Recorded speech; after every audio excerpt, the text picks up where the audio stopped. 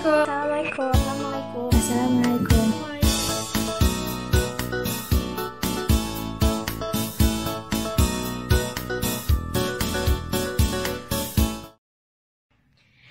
Assalamualaikum warahmatullahi wabarakatuh.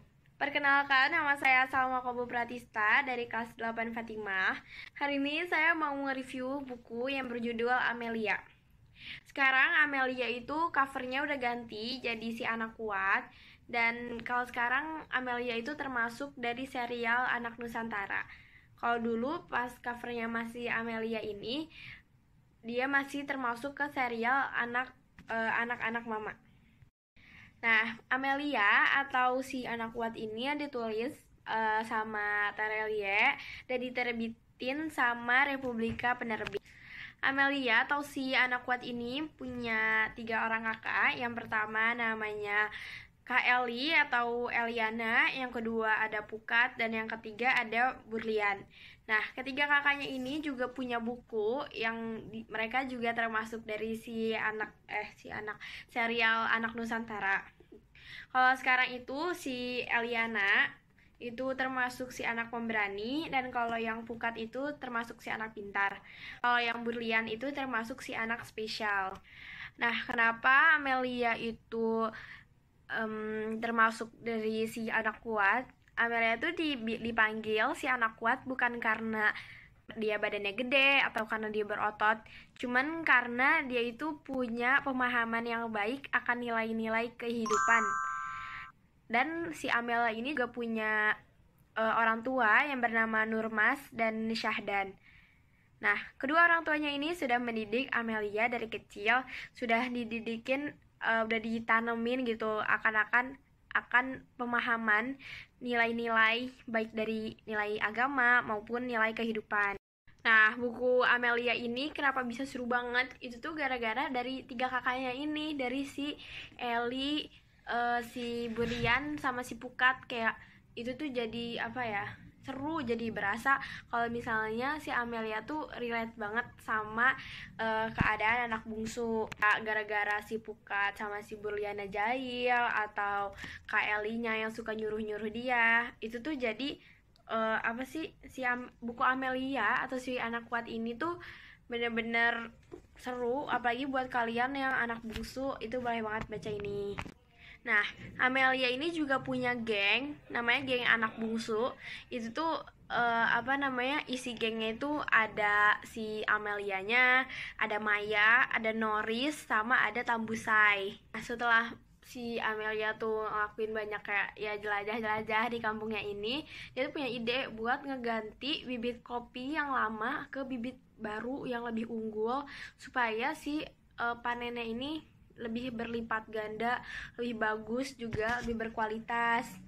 Cuman idenya ini ditentang sama para rakyat-rakyat itu gara-gara kayak mereka takutnya tuh setelah mereka uji coba itu tuh malah beresiko tinggi, malah nggak tumbuh lagi, karena kan resikonya mereka harus nebang bibit yang lama buat ganti yang baru, terus mereka harus nanam lagi bibit yang baru. Jadi tuh mereka tuh pada gak setuju sama idenya Amel ini. Nah, Amel sama geng anak bungsunya ini dan Paman Unus itu juga akhirnya ngebuktiin ke rakyat-rakyat dengan cara mereka itu melakukan penyemaian di belakang sekolah atas izin Pak Bin.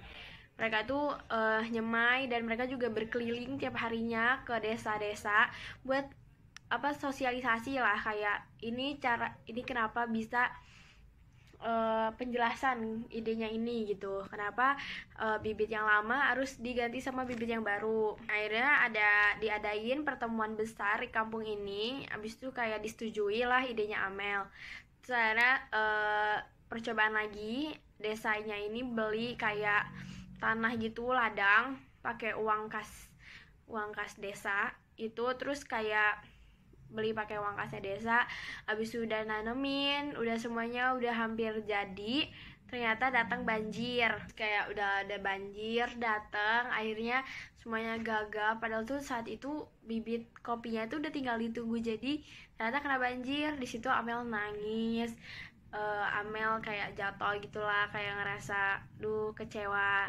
Nah, Terus udah lanjut ceritanya. Dari setelah kejadian banjir itu, dia lanjutin sekolah ke negeri Kincir Angin, kayak mengawali cita-citanya dan lain-lain. Sudah 20 tahun kemudian dia balik lagi ke desanya itu.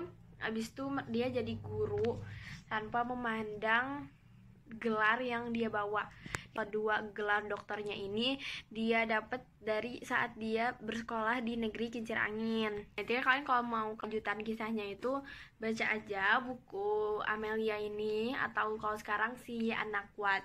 Nah, kenapa aku tuh suka banget juga selain karena cerita yang seru, itu gara-gara ceritanya tuh bener-bener sederhana tapi tuh punya moralnya tuh kuat banget.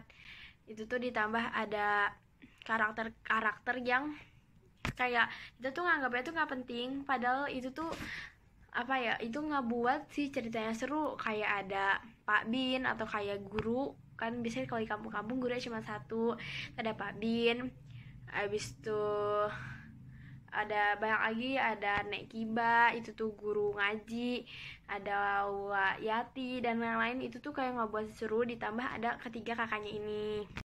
Nah, hikmah dari buku Amelia ini itu tuh pertama, kalian tuh jangan jangan menyerah, harus pantang menyerah kalau punya cita-cita atau punya kayak yang aku pengen ini nih, itu gak boleh nyerah. Abis itu dia juga ngajarin tentang keajaiban bersabar, dan juga kalian tuh jangan suzon sama kakak. Nah, terus kutipan yang aku suka dari buku ini itu ada di halaman 26. Kau anak paling kuat di keluarga ini, Amel. Itu benar sekali. Bukan kuat secara fisik, tapi kuat dari dalam. Kau adalah anak paling teguh hatinya, paling kokoh dengan pemahaman baik. Lihatlah, bahkan pembicaraan seperti ini tidak akan diperoleh oleh dari Kak Eli, Kak Pukat, apalagi Kak Berlian. Tapi kau dengan usia yang jauh lebih muda bisa menunjukkan kemampuan memahami dengan baik. Tidak usah dipikirkan. Bapak maafkan soal baju longsoran itu. Jadi kayak maksudnya kalau kuatnya si Amel ini tuh bukan dari secara fisiknya, cuman dari secara pemikirannya, secara pemahamannya. Kutipan kedua yang aku suka dari buku ini ada di halaman 172. Kau adalah anak paling kuat di keluarga kita, Amel. Kau tahu kenapa? Karena hati kau dibuat dari kristal paling bening. Hanya seorang putri terbaik yang memperolehnya. Jadi kayak kau tuh kalau misalnya mau punya pemikiran yang baik, yang bagus gitu, hatinya juga harus bersih seperti kristal. Nah, itu aja, sekian review buku Amelia atau Si Anak Kuat dari saya. Mohon maaf jika ada kesalahan. Wassalamualaikum warahmatullahi wabarakatuh.